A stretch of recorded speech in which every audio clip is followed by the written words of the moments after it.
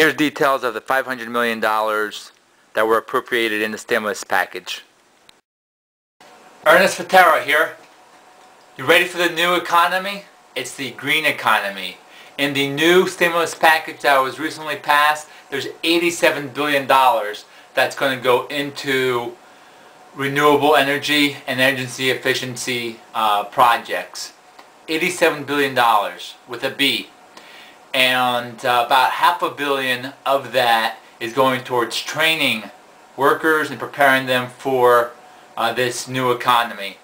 Three major pieces of the legislation. It's exciting because we've been working on this for a while along with many partners to expand some of the programs that I'll be talking about, or to create these programs and to have it happen in the way it has, although, you know, real serious economic times that have required it, but it's still nice to have some of these programs really get a boost behind them and give them an opportunity to do what they can do. So I'm going to talk about a few things. The first is the Green Jobs Act, which has to do with training for green jobs programs, for green jobs, the Weatherization Assistance Program, and the Energy Efficiency and Conservation Block Grant Program.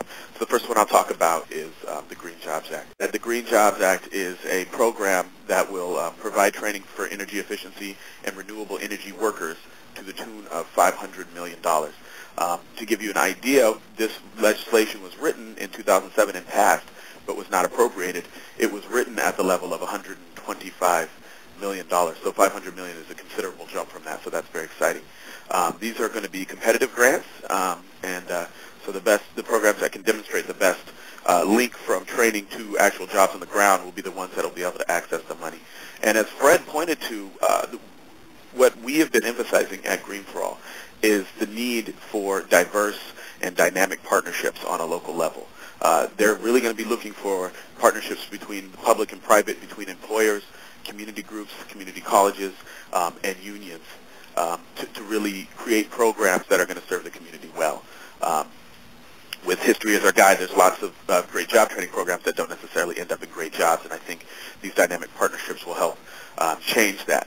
And just to give you an idea of what they're talking about when they say green, renewable energy workers and energy efficiency workers, what those industries are.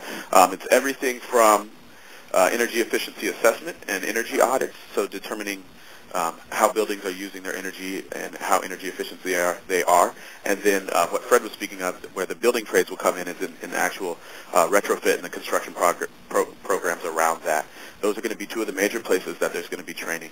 Also, deconstruction and materials use, taking apart old buildings that don't work, recycling those materials, renewable electric power, energy efficient vehicle industry. The biofuels industry will also have some training monies allocated, and as well as manufacturers that produce sustainable products using sustainable processes and materials. So those are just some of the places in which you'll be able to access some of these training dollars.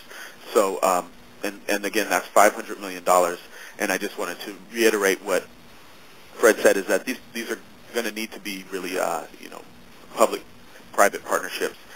We need to work with some of the corps, the conservation corps, the job corps, the AmeriCorps, that really work with people to get them ready for jobs. We need to work with them and partner them with labor so that we can kind of build a bridge from these lower level training programs into good union training programs.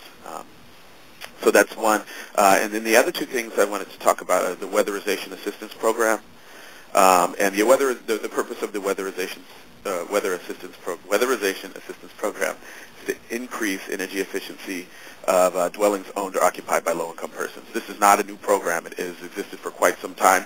It is being funded through the stimulus package to the tune of $5 billion with a B, which is a tremendous jump. To my understanding, it was funded prior to this in the millions. So it's gone from, they've added some zeros, so that's always a good sign.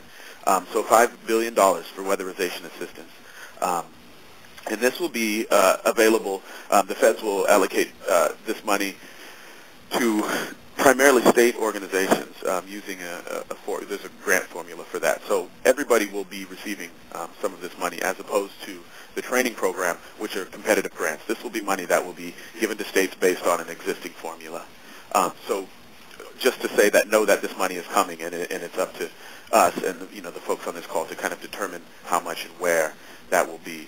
And another thing to know about that is because this is a program that has existed, there's already sub-granted organizations that are doing the work around weatherization assistance.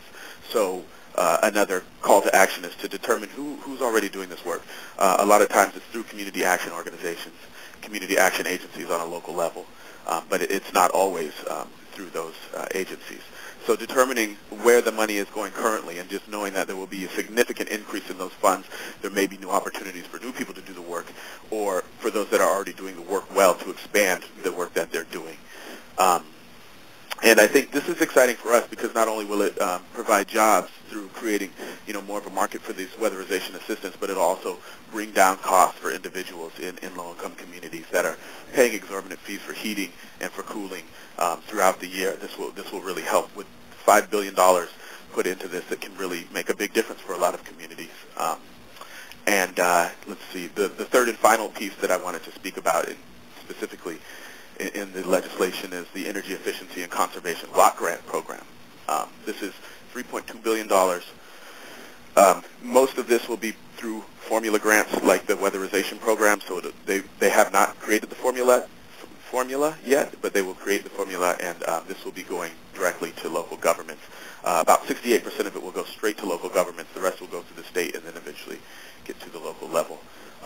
So this is another one that Green for All, along with a lot of our partners, worked on in 2007, and it was passed, but they did not appropriate any funds at the time. So they have appropriated the funds now, $3.2 billion.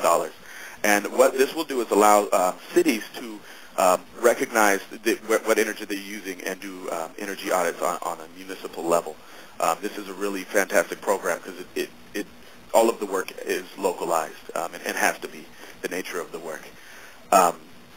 So there's a few different ways in which you can use this money. A lot of it is going to be commercial and residential energy audits, as well as the retrofits that will go along with those audits. So figuring out what buildings are using what energy and then transforming them to use less energy and use energy more efficiently. That's going to be the bulk of the work. But it also has to do with things like creating infrastructure for bike lanes, pathways for people to walk, retrofitting parks, creating more ways for people to get around without using cars, and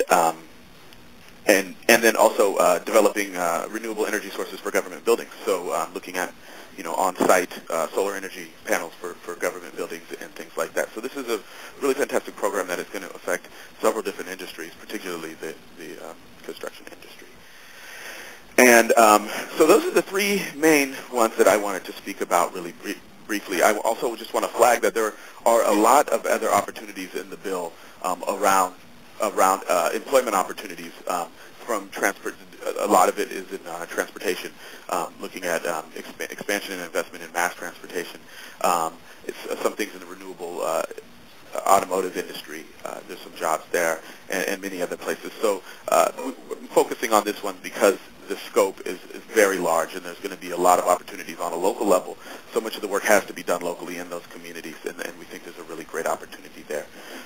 And just in closing, wanted to note that Green for All has more information if people are looking for more in-depth information on our website at greenforall.org. If you go to the resources section on the front page, there is actually we have everything that we've put together around the stimulus. And this Friday, we will be releasing a user's guide, the stimulus package user's guide, for lack of a better term, to really go into some of the figures and where the money is going to be in specifics in terms of the job training programs, weatherization and efficiency, and everything else. So I would encourage people to visit us this Friday. We'll be sending out an email as well.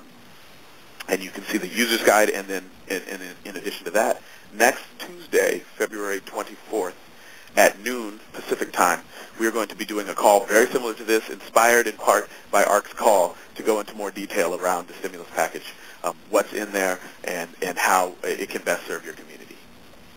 Thank you.